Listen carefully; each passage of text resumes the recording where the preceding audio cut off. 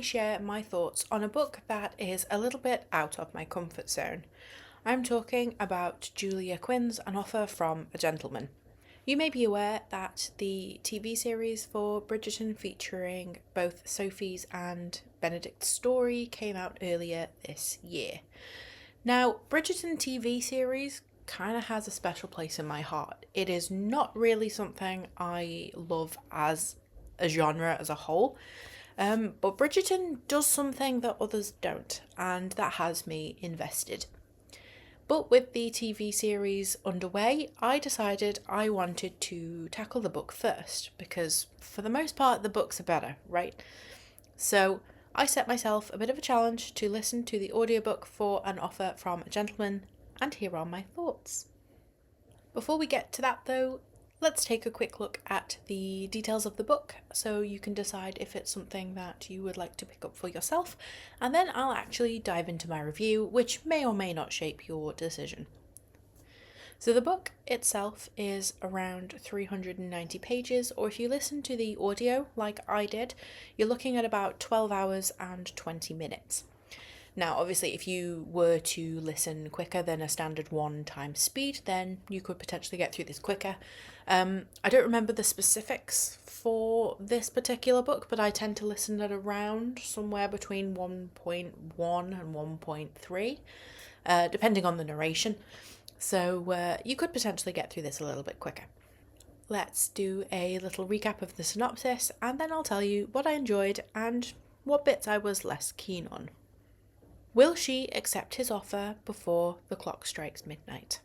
Sophie Beckett never dreamed she'd be able to sneak into Lady Bridgerton's famed masquerade ball, or that Prince Charming would be waiting there for her. Though the daughter of an earl, Sophie has been relegated to the role of a servant by her disdainful stepmother.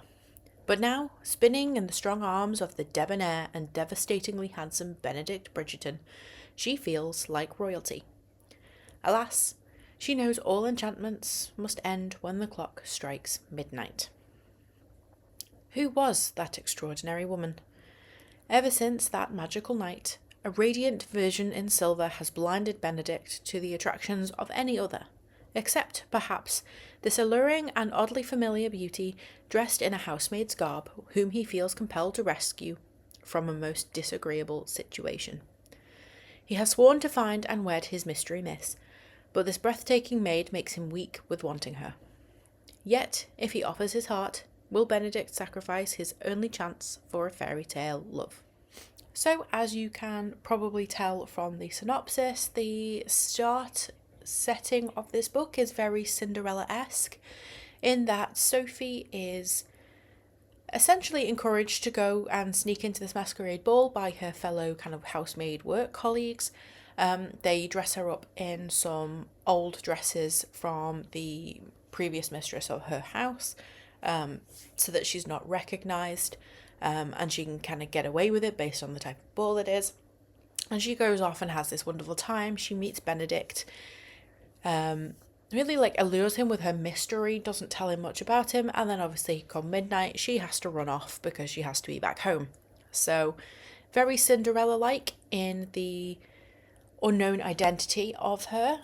She also leaves behind a glove rather than a shoe, so this is all very kind of familiar setting so far. So in terms of setup, it's quite familiar, but also has its own spin on it, so it doesn't feel like a regurgitation necessarily of the fairy tale, but I quite liked this familiar structure. What I also really liked about An Offer from a Gentleman is that I found Sophie far more relatable as a protagonist than I have any other book in the series so far. Obviously, most of the time the ladies being featured are kind of from the noble elite, which I definitely do not relate with. So kind of some of the attitudes and expectations that these women live within, if you like, I don't particularly find myself in their shoes, so I have this extra barrier, if you like, to finding them relatable. But Sophie is very much from a humble background. Despite her birth, she is effectively raised from a relatively young age, being expected to serve her other family. So she, especially in her later years, she ends up doing the work of several housemaids, bless her poor heart, really working hard to basically justify her place in the household, which is awful. But in terms of her relatability, she's obviously far more humble. She has much lower expectations. She has her core principles, and that's something we'll get onto a bit later. But all in all, she is definitely much more like us than any other book I've encountered in the series so far. Although hinted at in the synopsis, what I really enjoyed about this book is really delving into kind of the mystery of Sophie's parentage, where she really comes from and who she is as an individual. It's not really disclosed as to who her parents are, and she is very naturally secretive of her identity. She has effectively been raised to keep that all under wraps, so trying to get information out of her is a little bit slow, and that's something I'll talk about as well a little bit later in this review. But the mystery aspect of her identity and the difficulty of Sophie's social class in terms of the role she is filling versus the role maybe she should be living causes conflict, naturally, because Benedict is up here and unfortunately Sophie is deemed to be much lower.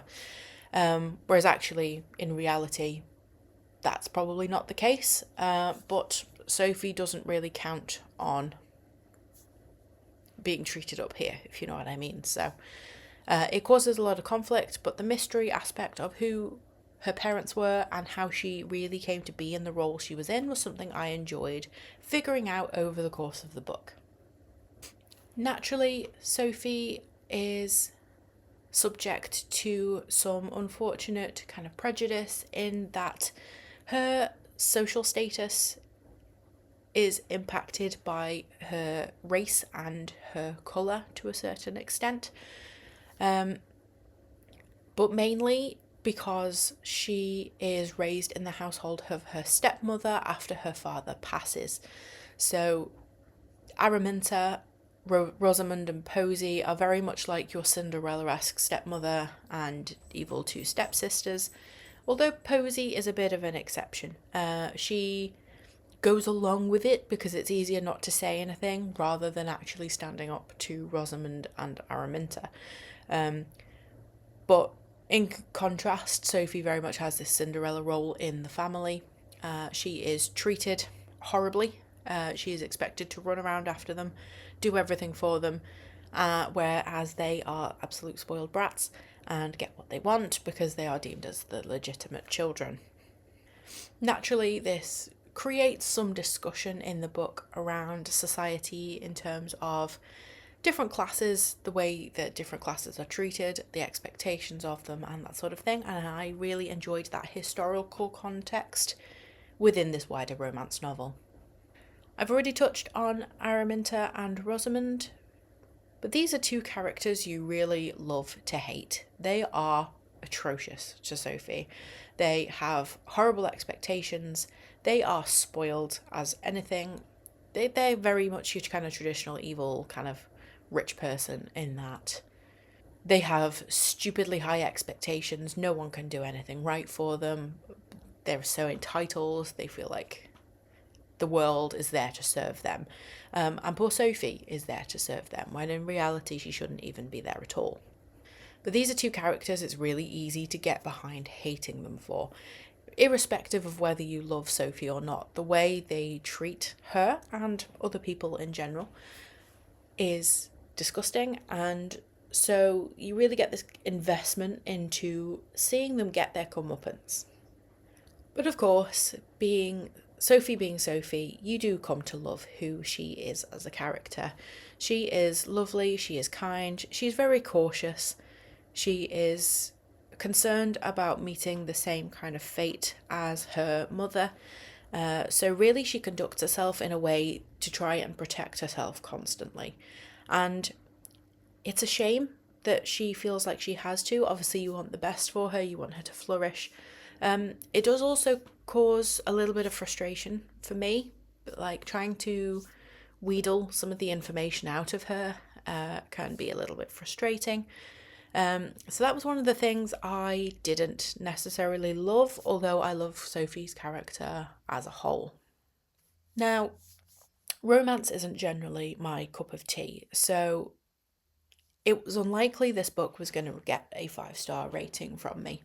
Overall, I thought it was okay, but there are a couple of niggles I have with this book, but probably also maybe within the wider genre that, certainly within this series that I've seen before, that I didn't love, but I have come to kind of accept it's part of it.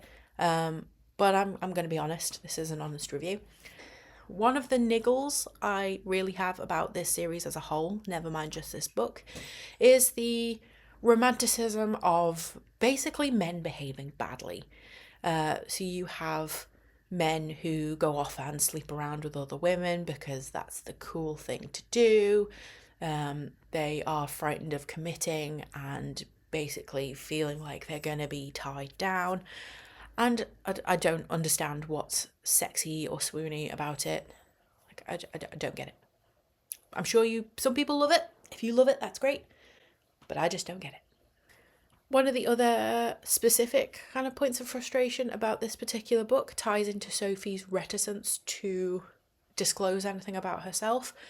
And is that because of this, and generally Benedict's unwillingness to really listen, we get a lot of tension caused by the fact that these two just don't talk to each other. You know, they don't have the quality conversations of what's important to them, because Benedict just doesn't listen. So really, I think there was a lot of tension and fighting in this book that could have just been avoided if they'd had a candid conversation. Lastly, throughout this book, Benedict repeatedly asks Sophie to be his mistress because, as far as he's concerned, she can't socially acceptably marry him, but he wants to sleep with her. Of course he does. Obviously, Sophie has a really big thing against this because this is what happened to her mum, and that's the cause of why she's ended up in her own shoes, and she doesn't want to do that to another person. So yeah, obviously not really a great thing anyway.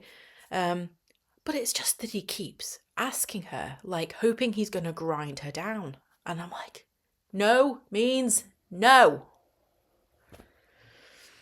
So yeah, little niggle. But I mean, I expected it because I knew it was in the TV series. So, you know, unfortunately, it's one of those things. So as much as this book had its highlights, there were a couple of things that I didn't quite love so much about it. But again, that's kind of what I expected. And to be honest, given my track history with this series, I'm surprised I finished it. I was okay with The Duke and I. Again, not my favourite book generally overall, but it was an average kind of okay 3-star read for me. I actually didn't get on with the second book. Was that The Viscount Who Loved Me, I think? I actually DNF'd that one. I really could not stand it. So I was taking a bit of a gamble with An Offer from a Gentleman, which is why I borrowed it from my library. So it was kind of low stakes if I wasn't getting on with it. But it was an average read overall. Have you read An Offer from a Gentleman or any other books in Julia Quinn's Bridgerton series? Do you really like this series? Do you also have its niggles with it? Let me know in the comments because I'm interested to hear your thoughts. If you're interested to check out more of my book reviews, don't forget to drop me a like and a follow so I know what content it is you're interested in. And I hope to see you around in the next one. Bye for now.